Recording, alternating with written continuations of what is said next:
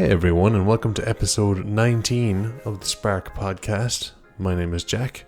I'll be your host, and today we're going to talk about what's happening in Hong Kong. It's something that you've probably heard on the news, something you don't really know much about. You know there's riots going on, but you're not sure exactly what's going on, why there's riots going on. I didn't know before I looked into it, but now I do. And it seems to be the old... the Brits moving out of things. Brits come in and take over a country, right? And then they just feck off and don't leave any kind of exit strategy for anyone. They've done it a couple of times in a couple of places. Mostly more, I suppose, relevantly, the country I'm living in and was born in, Ireland. And also India and large parts of Africa. Now, the Brits aren't the only ones who do it. Humans in general. But we'll talk about that later. We're going to get down to the nitty gritty of what's happening in Hong Kong. After several weeks of pro-democracy protests in Hong Kong, the unrest shows no signs of stopping. The protests began over plans which were later put on ice that would have allowed extradition from Hong Kong to mainland China, but they've now spread to reflect wider demands for democratic reform. This isn't all happening in a vacuum. There's a lot of important context, some of it stretching back decades, and that helps explain what is going on. And in order to understand the situation, we are going to have to go back decades. So we're going to get into some nitty gritty. I am by no means going to be able to cover absolutely everything that happens, but I have got a pretty good synopsis of what's going on. Enough to start a pub conversation anyway, and maybe get you interested in the topic so you can learn more about it yourself. So basically, China leased Hong Kong to Britain, and they left in 1997. They gave Hong Kong back to China after about, I can't remember, I think it was 150 years. I have it in my notes anyway. We'll get there when we get there. Excuse me. I thought there was a second one coming. There wasn't. I might edit that out, although I won't. I'm too lazy, and this is a long podcast anyway, so buckle up, boys. There's going to be lots of sneezes and sniffs, and I actually don't have any water, so there won't be any drinking. Right, down to Hong Kong and Britain. 19th century Britain had an insatiable appetite for Chinese tea, but the Qing dynasty and its subjects did not want to buy anything that the British produced, and demanded that the British instead pay for its tea habit with silver or gold. The government of Queen Victoria did not want to use up any more of the country's reserves of gold or silver to buy tea, and the tea importation tax generated during the transactions was a major percentage of the British economy. Victoria's government decided to forcibly export opium from the British colonised Indian subcontinent to China. Their opium would be then exchanged for tea. China's government, not too surprisingly, objected to the large-scale importation of narcotics into their country by a foreign power. At the time, most of Britain didn't view opium as a particular danger. To them, it was a medicine. China, however, was experiencing an opium crisis, with its military forces suffering direct impacts from their addictions. There were politicians in England such as William Ewart Gladstone, who did recognise the danger and objected strenuously, but at the same time there were men who made their fortunes, such as the prominent US opium trader Warren Delano, the grandfather of future President Franklin Roosevelt, whose full name is Franklin Delano Roosevelt. When the Qing government discovered that banning opium imports outright didn't work, because British merchants simply just smuggled it in, they just said, fuck you, we're just going to bring it in anyway and sell it that way. It's very easy to sell drugs to people who are addicted to drugs. In fact, they don't actually want to buy anything else off you, and they're happy to see you with the drugs. funnily enough, this has been happening for the whole time that drugs have been a thing. So the Qing government decided to take more direct action. In 1839, Chinese officials destroyed 20,000 bales of opium. This move provoked Britain to declare war in order to protect its illegal drug smuggling operations. The First Opium War lasted from 1839 to 1842. Britain invaded the Chinese mainland and occupied the island of Hong Kong on the 25th of January 1841, using it as a military staging point. China lost the war and had to cede Hong Kong to Britain in the Treaty of Nanking. As a result, Hong Kong became a crown colony of the British Empire. The Treaty of Nanking, Jesus, when I was reading this, when I was looking it up, I just couldn't get Nanking right in my mind. I kept calling it Kanking for some reason. I have no idea why. It doesn't even look like that. But for whatever reason, my brain just goes Kanking. We'll start again. The Treaty of Nanking did not, however, resolve the opium trade dispute, and the conflict escalated again into the Second Opium War. The settlement of that conflict was the First Convention of Peking, ratified on the 18th of October 1860, when Britain acquired the southern part of the Kowloon Peninsula and Stonecutters Island, Yangshen Chao is what it's called. Yangshen Chao, also known as Stonecutters Island, because it's much easier to say in English. The British grew increasingly worried about the security of their free port at British Hong Kong during the second half of the 19th century. It was an isolated island surrounded by areas still under Chinese control. On the 9th of June 1898, the British signed a deal with the Chinese to lease Hong Kong, Kowloon, and new territories, the remainder of the Kowloon Peninsula north of Boundary Street, more territory beyond Kowloon into the Sham Chun River, and over 200 outlying islands. Hong Kong's British governors pressed for outright ownership, but the Chinese, while weakened by their Sino-Japanese War, negotiated a more reasonable cession and finally ended the war. That legally binding lease was to last 99 years, not 150 as I said earlier. Just ignore what I said. So basically, to stop the war, they just were like, you can have Hong Kong for 99 years. And the British were like, cool, no problem. So it became British Hong Kong. Several times in the last half of the 20th century, Britain considered relinquishing the lease back to China because the island simply wasn't terribly important to England anymore. But in 1941, Japan seized Hong Kong. The US president at the time, Franklin Roosevelt, tried to pressure both. Jesus, where am I getting both from? This was during World War II in 1941.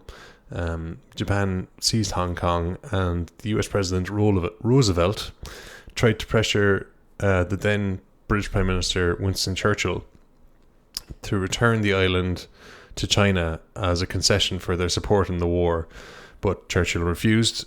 At the end of World War II, the British still controlled Hong Kong, although the Americans continued to pressure them to return it to China. By 1949, the People's Liberation Army, led by Mao Zedong, had taken over China, and the West was now afraid that the communists would get their hands on a suddenly invaluable post for espionage, especially during the Korean War. While the Gang of Four did consider sending troops to Hong Kong in 1967, they ultimately did not sue for the return of Hong Kong.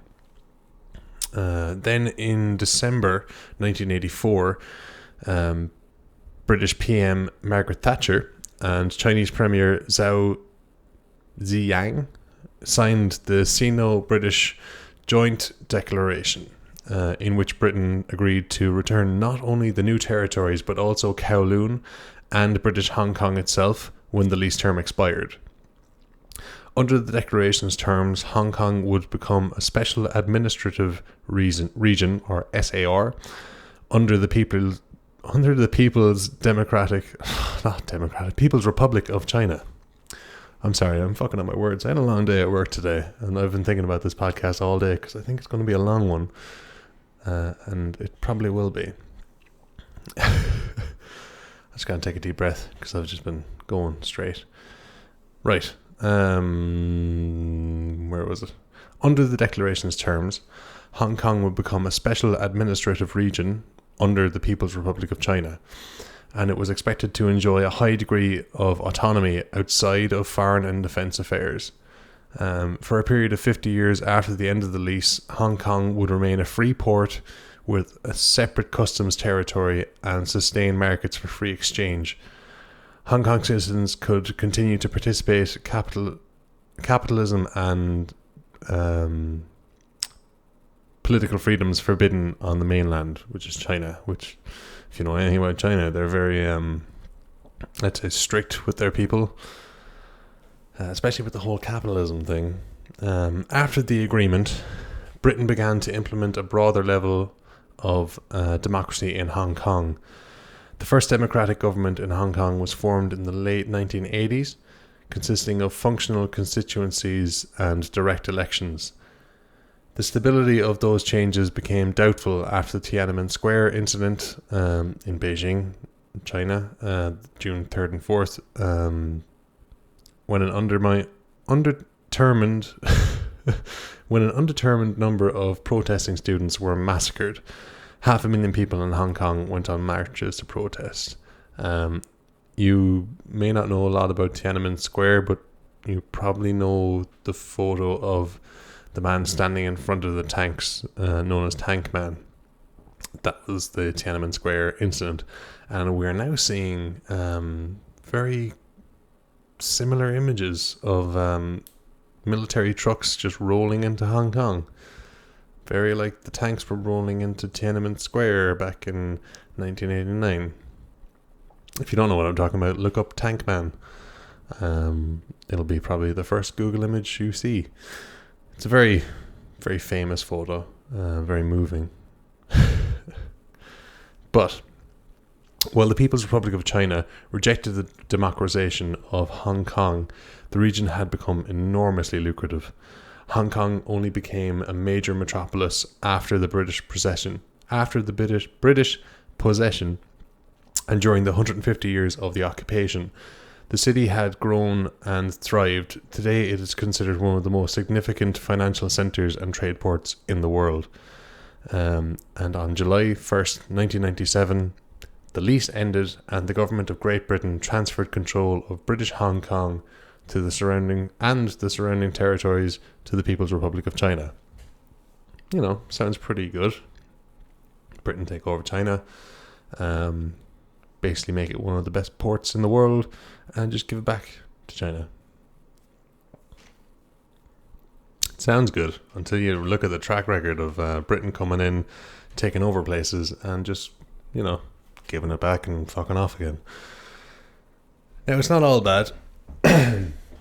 Hong Kong still enjoys freedoms not seen on mainland China, but critics say they are on the decline. Rights groups have accused China of meddling in Hong Kong, citing examples such as legal rulings that have disqualified pro-democracy legislators. They've also been concerned by the disappearance of 5 Hong Kong booksellers and a tycoon, all eventually re-emerging in custody in China. Artists and writers say they are under increased pressure to self-censor, and a Financial Times journalist was barred from entering Hong Kong after he hosted an event that featured an independence activist. Another sticking point has been democratic reform.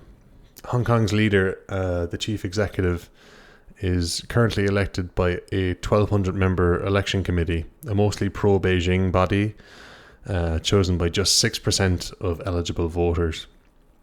Not all the 70 members of the territory's lawmaking body, the Legislative Council, are directly chosen by Hong Kong's voters. Most seats not directly elected are occupied by pro-Beijing lawmakers. Some elected members have been disbarred after Beijing issued a controversial legal ruling that effectively disqualified them. Hong Kong's mini constitution, the Basic Law is what they call it, says ultimately both the leader and the legislative council should be elected in a more democratic way, but there's been disagreement over what this should look like. The Chinese government itself said in 2014 it would allow voters to choose their leaders from a list of approved from a list approved by I'm just going to start again. My brain is not working this morning. Not this morning, this afternoon. See, I'm even fucking that up. The Chinese government said in 2014 it would allow voters to choose their leaders from a list approved by a pro-Beijing committee, but critics called this a sham democracy, and it was voted down in Hong Kong's legislature. Pretty obviously enough, that is a sham democracy, because you can only vote for these people. It's not democracy. You can only vote for these people that we like. It's bullshit. In 28 years' time, in 2047, the Basic Law expires, and what happens to Hong Kong's autonomy after that is completely unclear. So Hong Kong's in this weird fucking purge. What's the word? Purgatory? Is that the word I'm thinking of? Like halfway between, they don't know where they are. Fucking no man's land. They're, until 2047, they're kind of their own thing. But when that happens, they go back to China, or what do? Do they just declare war, become their own country? Unlikely, but it could happen. Stranger things have happened. And there's a lot of unrest with the people as well. Identity is a very strong thing in Hong Kong. While most people in Hong Kong are ethnic Chinese, and although Hong Kong is part of China, a majority of people there don't identify as Chinese.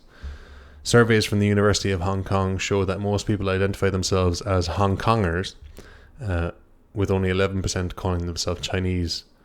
71% of people say that they do not feel proud about being Chinese citizens. The difference is particularly pronounced among the young. The younger correspondents,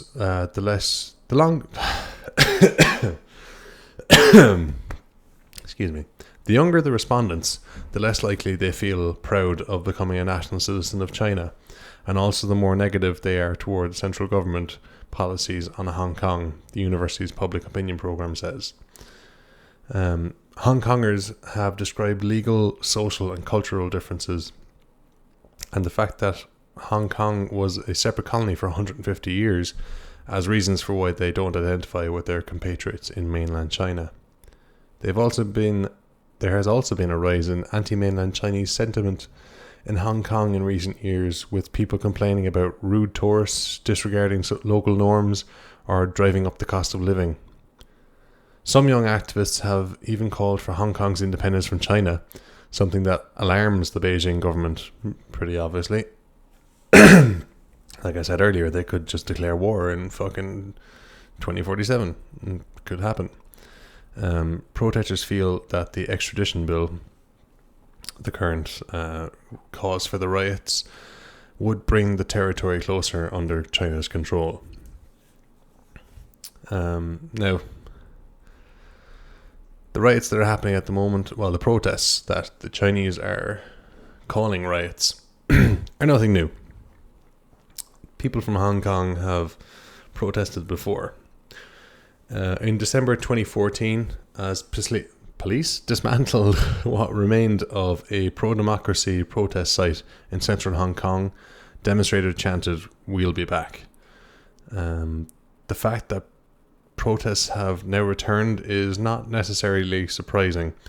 There's a rich history of dissent in Hong Kong, stretching back further even than the last few years. In 1966, demonstrations broke out after the Star Ferry Company decided to increase its fares. The protests escalated into riots, a full curfew was declared, and hundreds of troops took to the streets. Protests have continued since 1997, but now the biggest ones tend to be of a political nature and bring demonstrators into conflict with mainland China's position. While Hong Kongers have a degree of autonomy, they have little liberty in the polls, meaning protests are one of the few ways they can make their opinions heard. There were large protests in 2003, with up to 500,000 people took to the streets and led to a controversial security bill being scrapped, and annual marches for universal suffrage, as well as memorials to the Tiananmen Square crackdown, are fixtures of the territory's calendar. The 2014 demonstration took place over several weeks and saw Hong Kongers demand the right to elect their own leader, but the so-called umbrella government movement eventually fizzled out with no concessions from Beijing. Now, we're kind of moving into what's been happening in the last couple of months, this year in 2019. Now that you know a little bit about the past. The pro-democracy uprising that has rocked Hong Kong for the past several months began as a protest against proposed amendments to Hong Kong's extradition law. The amendments were prompted by the gruesome case of a Hong Kong man who was accused of strangling his pregnant girlfriend and stuffing her body in a suitcase while they were in Taiwan in 2018. The suspect, Chan Tong Kai, fled back to Hong Kong, and because Hong Kong doesn't have a formal extradition treaty with Taiwan, he couldn't be sent back to face trial. The Hong Kong government seized on the case and used it as a rationale to propose amendments that would allow case-by-case extraditions to countries that lack formal extradition treaties with Hong Kong. Notably, that would include mainland China, a country that arbitrarily imprisons its citizens if they displease the government. That's not a good thing. China's scary. Critics worried that China would take advantage of this law to arbitrarily detain Hong Kongers, such as those who openly dissent against the Chinese government, there's a lot of them, or advocate for human rights. One pro-democracy lawmaker called it a dragnet over all of Hong Kong. The amendments would apply retroactively, meaning thousands of people who may have angered mainland China with a supposed past crime could be at risk of facing trial there. The extradition rule changes were particularly fraught because China is accused of kidnapping people from outside its borders, including from Hong Kong, where it isn't supposed to have jurisdiction, and essentially disappearing them to China. That would normally violate international law, but this bill would give China legal cover to do so. It's kind of use it as an excuse to be like, oh, we robbed Jimmy. We just, he broke the law. What law? The law. He broke the law. And now he's just gone. Because like I said, China's scary. Experts say that's what the extradition bill is really about. An attempt by Beijing to exert more control over Hong Kong. Jerome A. Cohen, an Asia expert at the Council on Foreign Relations, called the Taiwan murder case that prompted these amendments a phony excuse. Everybody knew, he says, who paid attention to it, that this was a long overdue effort to extradite people from Hong Kong to China. Which, it's kind of blatantly obvious if you look at it. Now, your man probably shouldn't have strangled his pregnant girlfriend and put her in a suitcase. Fair enough. He should get punished for that, but this is just an excuse to fuck up Hong Kong. The protest movement really took off in June. On the 9th of June, as many as 1 million people in Hong Kong peacefully protested against the bill as Carrie Lam, who is the chief executive of Hong Kong, prepared to push it through Hong Kong's legislature. The huge show of opposition, as much as 1/7 of Hong Kong's entire population demonstrated, did not persuade Lam to back down. She insisted on moving ahead. On the 12th of June, protesters swarmed the area near Hong Kong's legislature, delaying the debate that would have effectively allowed for the speedy passage of the proposed extradition law amendments. These protesters were met with violence, with police firing tear gas, rubber bullets, and beanbags at the crowds. The police's use of force and their decision to call the protesters riots and arrest some on rioting charges, which carries severe penalties, created a rift between the people and the police. That fracture helped transform the protests against the extradition bill into a larger movement against the Hong Kong government and police abuses, leading to calls for an independent police investigation and Lam's resignation. After the huge protests on the 12th of June, Lam indefinitely suspended the bill that would have amended the extradition law. But her decision to put the bill on pause didn't satisfy many in Hong Kong who saw it as nothing more than a standard delay tactic.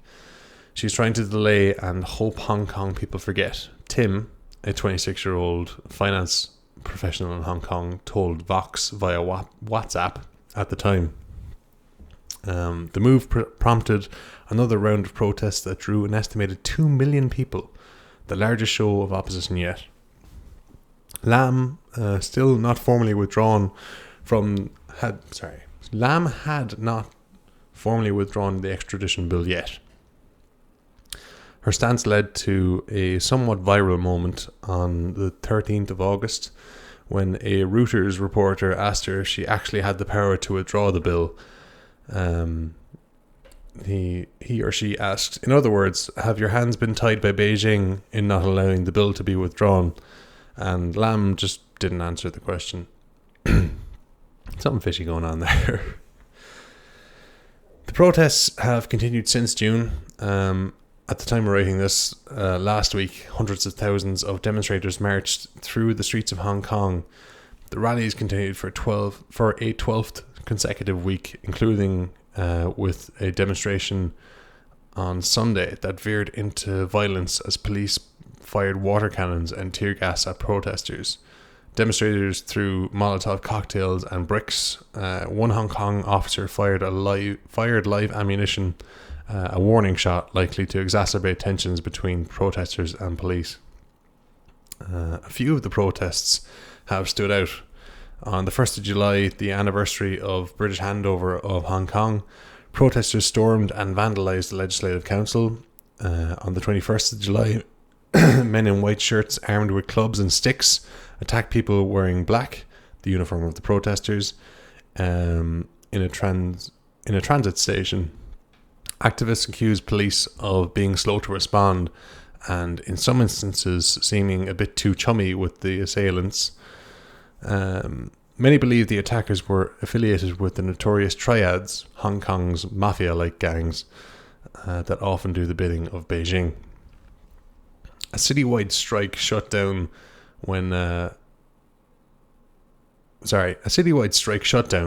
transportation in Hong Kong on the 6th of August. On the 8th of August, protesters put on a fun laser show after police arrested a student for purchasing threatening lasers. So there's a bit of humor in this as well. It's not all people beating each other to death. But, there's laser shows, which can be fun, right? Then on the 11th of August, a woman believed to be a volunteer medic was hit in the eye with a beanbag round by police. She has since become a symbol of police brutality, and protesters started wearing gauze eye patches, often stained with blood red ink, and chanting an eye for an eye. Police have been accused of going undercover and disguising themselves as protesters, which many saw as an attempt to sow suspicion and distrust within the mostly leaderless movement, where demonstrators carefully guard their anonymity. And on August 12th and 13th, demonstrators took over the Hong Kong airport, occupying terminals and plastering signs on the walls and floors explaining why they were protesting the travellers. Some also apologised for disrupting flights. The action led to mass flight cancellations at the airport, gaining worldwide attention, and ended with yet more police clashes. Excuse me. I actually saw a video recently where in that hotel, not the hotel, in the airport. There's a woman, I think, she kind of strikes out at one of the police officers, and he's a big dude. He just smacks her with a baton, and it's up against like a glass wall. So the people behind the glass wall are filming it. So you just see her being pushed up against the glass wall, and he's just beating into her with his baton. And the rest of the protesters just come over and beat the living fuck out of him. It's crazy to see. Just like a mob can rip a human. Like he got away, but if he couldn't get away, they would rip him apart like in seconds. He wouldn't be able to get away. You know, that many people coming after you is enough to rip arms off, at least dislocate something that could break his neck very easily. He could have been stabbed, you know.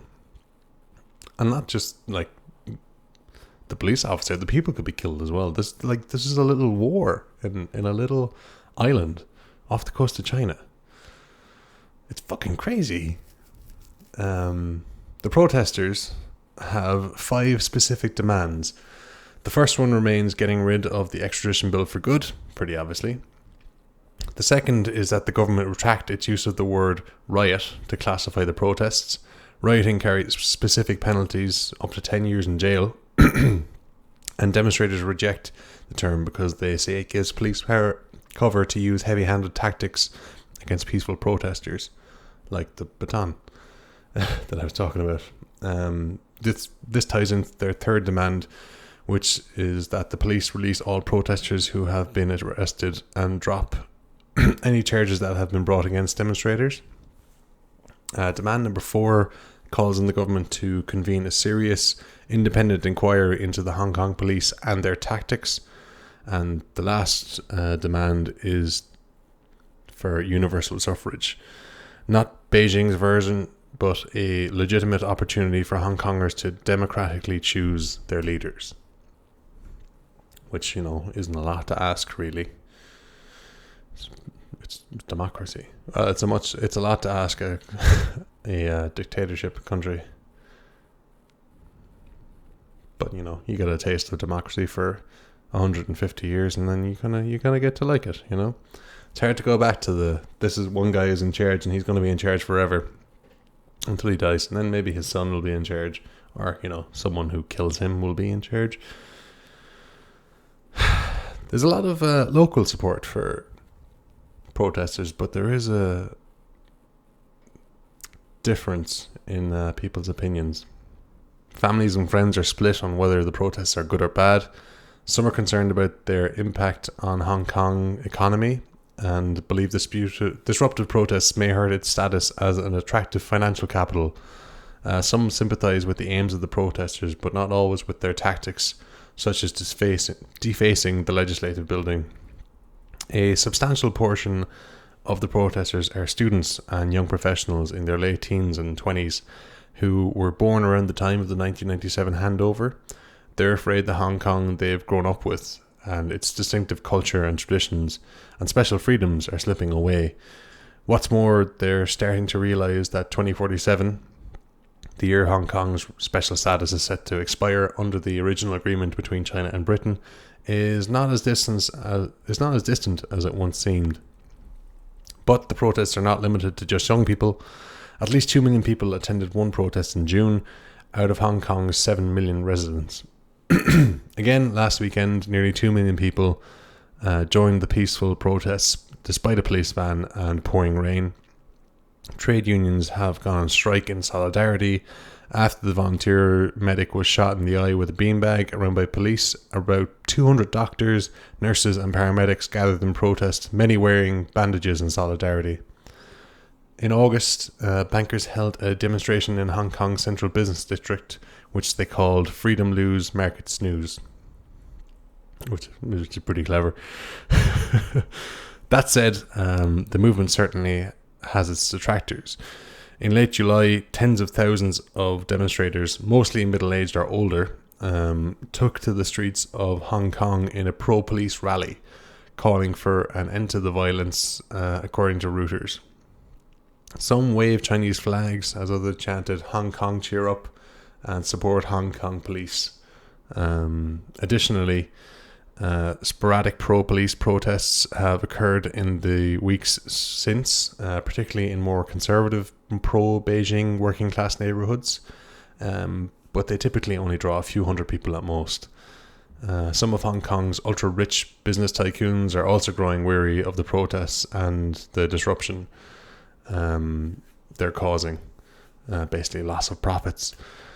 Hong Kong's wealthiest man, a 91-year-old business magnate, reportedly worth $27 billion, took out a full front page ad in several local newspapers calling on both the protesters and the authorities in Beijing to end the violence. Companies are also coming under increased pressure from China to oppose the protests and side with the Hong Kong government and with Beijing. In one of the most visible cases, after employees of the Hong Kong-based Cathay Pacific Airways reportedly participated in pro-democracy demonstrations, Chinese government regulators demanded that the airline prohibit any of its employees who had taken part in the demonstration from doing any work involving flights to mainland China. Regulators also ordered that the airline begin submitting information about all crew members flying to or above the mainland to the Chinese authorities for prior approval, according to the New York Times. The company moved to comply, but it evidently wasn't enough for Beijing, and pressure continued to mount, ultimately leading to the company's CEO to resign. China itself has taken an increasingly hard line against Hong Kong, against the protests, because it sees them as a threat growing. It sees the protests as a threat to its growing influence over Hong Kong. After 1997, China mostly respected Hong Kong's autonomy because Hong Kong contributed tremendously to China's economy. About 27% of its GDP back in the 90s and about 3% today. China is eager to invest in the mainland now, so Hong Kong has lost a bit of its shield to Beijing influence.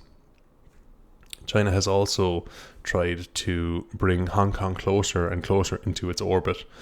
It wants Hong Kong to embrace the country's ruling Communist Party and not care so much about those pesky freedoms Hong Kong citizens love so much. It wants Hong Kong to speak mainland China's official language, Mandarin, instead of Cantonese, and it doesn't want Hong Kong to commemorate the Tiananmen Square incident massacre, which it does each year, as the only place in China allowed to do so. Obviously, if you're in charge of a country and you had massacred people, you wouldn't want people, reminding you of all those people that you massacred. People are fucking crazy, man. They're just fucking killing each other all the fucking time.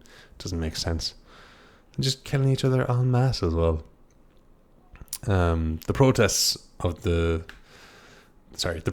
proof that Beijing's plan has fallen short. Not only is the territory fighting Beijing's encroachment, but Hong Kong citizens' sense of connection to mainland China has diminished since the 1997 handover, according to public opinion polls.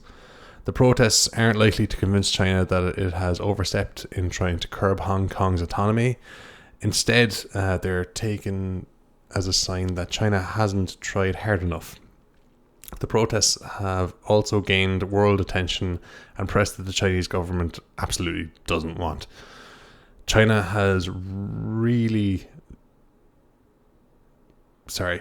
also really doesn't want such unrest to spread or set possible precedents for citizens in the mainland. Beijing has stepped up its disinformation campaign in response and closely censors what the rest of China sees and hears about the protests, which is that the demonstrators are disgruntled rioters and CIA props. The leaders in Beijing may have initially hoped that the demonstrations would fizzle out, but now that they haven't, they're likely to try figure out options for how to stop them. They have a few options. And they tried a few things. China first responded to the protests to the protests by pretty much pretending that they didn't exist. Instead of covering the storming of the Legislative Council in July, for instance, China's state-controlled media showed propaganda celebrating the 1997 handover. This is the equivalent of, everything is fine, go about your business. There is no news today. Let's remember news from 1997. But that's changed as the protests have gone on. And China's rhetoric and disinformation campaign has been intensifying in recent weeks. Chinese state-run media is now actively promoting the idea that the protests are rioters or paid provocateurs, and actively misrepresenting footage to denigrate the protesters, basically demonize them. Last week, both Facebook and Twitter said they found accounts originating in China spreading false news about the Hong Kong protests. After the protester was shot in the eye earlier this month, China showed a video of a protester accepting cash, trying to make the point that the entire incident was fake, when in fact it was the Chinese video that was fake. Fairly obviously, if you know anything about Chinese propaganda, it's all bullshit. It's pretty much all bullshit. China is also claiming that the West, specifically the US and the CIA, is trying to foment unrest in Hong Kong by paying protesters. It seems some of the Communist Party might actually believe that this conspiracy theory exists, so they may actually believe their own bullshit, like some of them do. Especially troubling is China's increasing harsh rhetoric toward the protesters. After the airport protests, China called the protesters' actions near terrorism. China has also moved thousands of paramilitary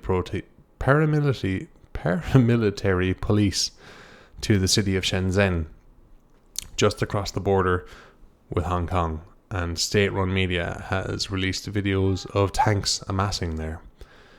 The message Beijing seems to be sending these protesters is go home or else. China may be choosing its language very carefully to lay the groundwork for a potential intervention. Red invasion. There are two scenarios under which China can send in its armed forces, the People's Liberation Army, or PLA, into Hong Kong. China does have about 6,000 troops permanently stationed in Hong Kong, just so you know.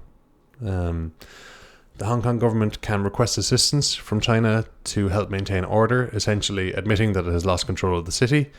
The second scenario is if China's National People's Congress Standing Committee, the powerful permanent body of the National People's Congress, the national legislature, either declares war or a state of emergency in Hong Kong. Scary, right? You're just going to declare war on a little island that you basically own. They could do it. They just come in and kill everyone like they've done before.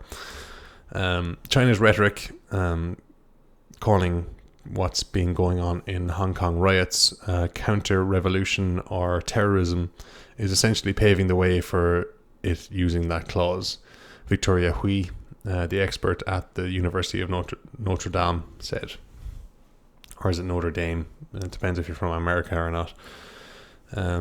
China has also amassed troops and tanks across the border in Shenzhen and has released videos of the armed forces doing drills. Taken together, China may be signaling that it's prepared to act. That doesn't mean it will. Experts caution that it's impossible to say what China will do, but it would be a dramatic, unpredictable escalation if China intervene in Hong Kong. Just the idea of it has comparisons to China's Tiananmen Square massacre, which I've been referencing as we've been going on, of 1989. For one, although Hong Kong may not be as economically influential as it once was, it's still seen as the gateway to China and a global commercial and financial capital. A forceful Chinese intervention would disrupt the city's economy far more than the protests already have. China's economy isn't doing so well right now either, which means its leaders are probably hesitant to cause serious financial harm, even if Hong Kong only accounts for 3% of the economy. Such action could potentially result in loss of life, more than likely it will, which would likely anger Hong Kongers even more. It would also immediately draw international condemnation, although maybe not much more than that. And China, and specifically President Xi Jinping, isn't totally immune to such things. It's also important to note that a key date is coming up. The 1st of October 2019 is the 70th anniversary of the founding of the People's Republic of China. It's a bad look to crush a popular movement if you're trying to celebrate the greatness of your country. On the other hand, it doesn't look good to have an entire city spending weeks leading up to your anniversary challenging your authority and risking their safety for democracy. Some analytics and protesters think China might want to go ahead and intervene before the October 1st date. Others think China may show restraint as the world watches. President Xi wants increasing prestige and to show the world he's achieving the Chinese dream. Using force would show the Chinese dream is a nightmare. Cohen at the Council on Foreign Relations told reporters. So, I've told you all this, but who really cares? Who around the world is doing things about it? Basically, the response of the international community has been somewhat lackluster so far, maybe because nobody really knows what's going on. It took me a while to find all this. The US, also known as the World Police, purported to be a supporter of democracy around the world, hasn't taken a particularly strong stance. The State Department has called on China to honour the one country, two systems rule, and a State Department spokesperson in August called China a thuggish regime after it released personal information for a US consular official who met with Hong Kong protesters, which China used as propaganda to show foreign meddling, because of course they did it. Secretary of State Mike Pompeo has dismissed such allegations of US interference as ludicrous. He also said in interviews last week that China should respect the rights of Hong Kong, and that something like Tiananmen Square in Hong Kong would jeopardize a trade deal. There it is again, Tiananmen Square. National Security Advisor John Bolton has also warned against a new Tiananmen Square. And there it is again. It just keeps coming up. Some Congress members, including Senator Marco Rubio, have raised concerns about the extradition bill and China's actions. Lawmakers have introduced the Hong Kong Freedom and Democracy Act, which would renew the United States' historical commitment to freedom and democracy in Hong Kong at the time when its autonomy is increasingly under assault. But the more forceful condemnation doesn't match up with the President of America, Donald Trump's rhetoric. President Trump has made some vague statements that he hopes the situation works out for everybody, including China, by the way. And he sent some alarmist tweets about military amassing at the Hong Kong border. But he's mostly just made the whole thing about himself, complaining on Twitter that many are blaming me and the United States for the problems going on in Hong Kong. I can't imagine why. Trump did say earlier this month that he was concerned about Hong Kong, but then he suggested that if Xi sat down with the protesters, he'd work it out in about 15 minutes. Seemingly unaware of how Xi, the Chinese government, authoritarianism or protests work. Part of the president's hands-off approach to the situation in Hong Kong almost certainly has to do with his desire to make a trade deal with China and end the trade war before the 2020 election. If that means he has to ignore sensitive subjects like Hong Kong and the thing that nobody has fucking talked about, the fucking massacres of the Uyghur Muslims. Nobody has talked about it. I'm going to do a podcast on the Uyghur Muslims. Fuck it, I have to now after doing this. I could just talk about China for the rest of this fucking show. They're fucking eradicating Muslims in China. They're just killing them all. It's like a fucking Holocaust over there. But Trump's ignoring it just to cut a deal with Xi. The UK also has a historic stake in Hong Kong because they fucking owned it for 100 years. But the UK is dealing with its own political crisis right now, Brexit. And if the UK does break up with the European Union, which it fucking is, it's not going to want to totally risk isolating China and its economy. Which, you know, that situation is a total clusterfuck in itself. Brexit is just... It makes me sad. When I woke up the day after it was announced, it was 2016, and I remember Trump has become president of America, and Britain decided to leave the EU, and I was like, what the fuck is going on? Are we living in a fucking parallel universe where people make terrible decisions? Yes we are. This is the parallel universe. There's some universe where, like, everything's wonderful. But that would be boring, and I wouldn't be able to talk about things like this. Canada and the EU have also released statements condemning violence against protesters. Hong Kongers have also put their hopes on the international community getting involved. In June, during the G20, activists took out a full-page ads in newspapers in 10 countries, pleading for international backing.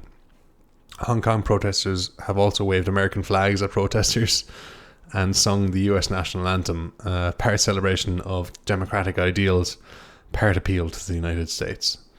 They're basically just like, help us, we're just like you guys, we like democracy too. Calls for international support for Hong Kong's democracy have been mostly met with silence, but the tens of thousands of protesters who continue to flood the streets of Hong Kong week after week refuse to be silent, even if no one else will stand up on their behalf. So they're kind of on their own, which most of us are. Not most people, but most countries are. And it's a very different situation to what I was getting at earlier, is of when colonies are taken over and then left. But every time that some foreign country comes in to either make the place better or make the place theirs, it just makes things bad.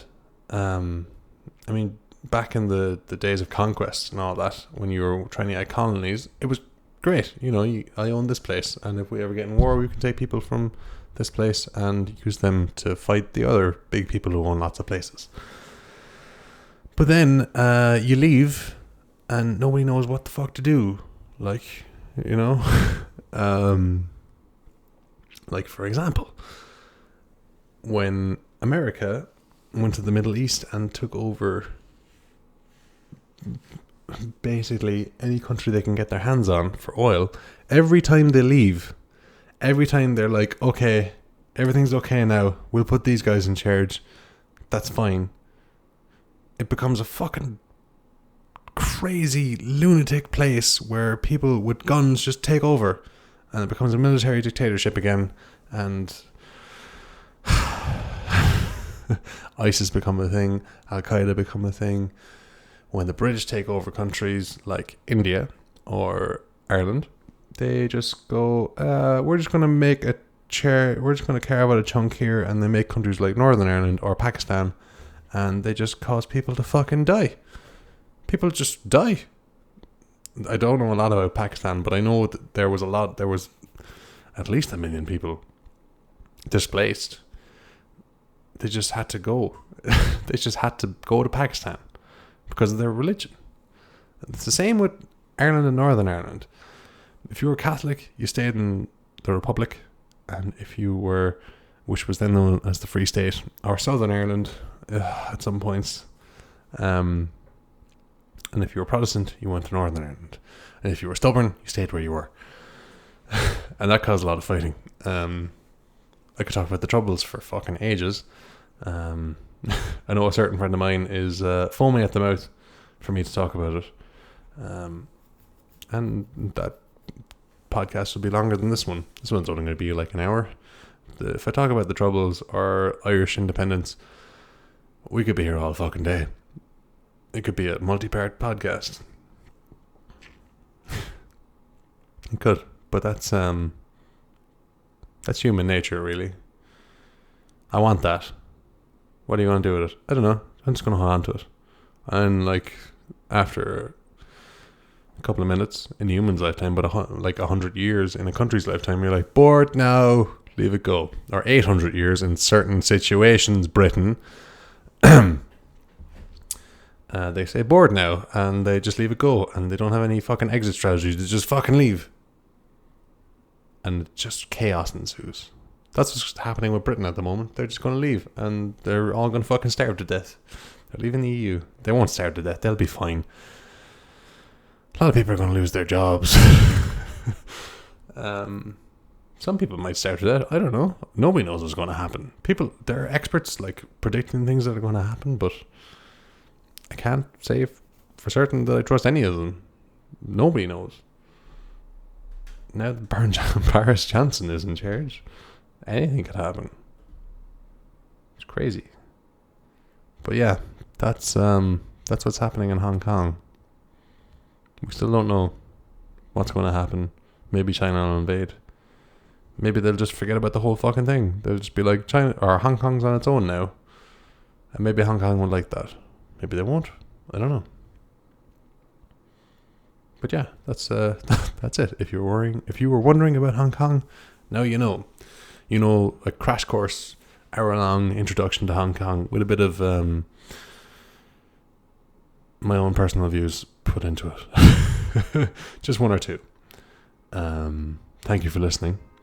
If you have any thoughts, queries, or questions, get at me on Twitter at Podcast Spark, or comment down below either on Castbox or YouTube, wherever you're listening to this. I may have something worked out with Google